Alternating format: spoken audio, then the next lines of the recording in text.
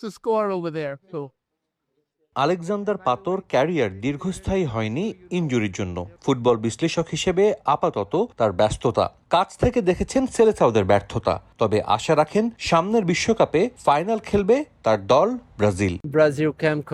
আশা করব ব্রাজিল 2030 বিশ্বকাপে ভালো করবে, ফাইনালে উঠবে। ব্রাজিল না পারলেও বিশ্বকাপের ফাইনালে খেলেছে চিরপ্রতিদ্বন্দ্বী আর্জেন্টিনা। তবে স্পেনের বিপক্ষে তাদের পারফরমেন্স হতাশায় ডুবিয়েছে আলবিসেলেস্তেদের। এ নিয়ে নানা ষড়যন্ত্র তত্ত্ব যখন ঘুরপাক খাচ্ছে সোশ্যাল মিডিয়ায়, পাতো জানালেন নিজের অভিমত।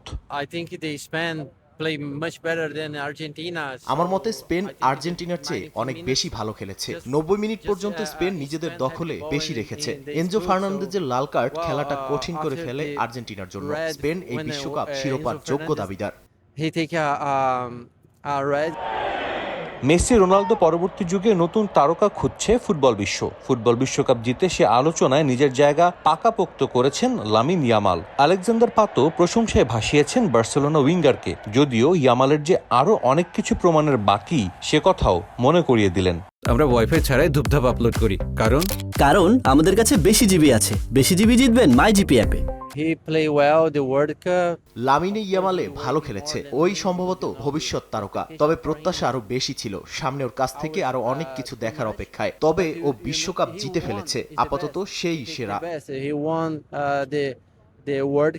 নিজেকে প্রমাণের জন্য লম্বা সময় হাতে পাচ্ছেন ইয়ামাল। আপাতত উদযাপনের সময় বয়স 20 হওয়ার আগেই যে জিতে ফেলেছেন চ্যাম্পিয়ন্স লিগ বাদে সব শিরোপা। টুর্নামেন্ট শুরুর আগে অনেকেই ভেবেছিলেন এবারের বিশ্বকাপ হাতে উঠবে মেসি, রোনালদো কিংবা নেইমারের হাতে, কিন্তু শেষ পর্যন্ত তারা তিনজনই ব্যর্থ। কোনো একক ফুটবলারের উপর নির্ভরশীল না হয়ে পুরো টুর্নামেন্ট জুড়ে দারুণ খেলে দ্বিতীয় বিশ্বকাপ জিতে নিয়েছে স্পেন।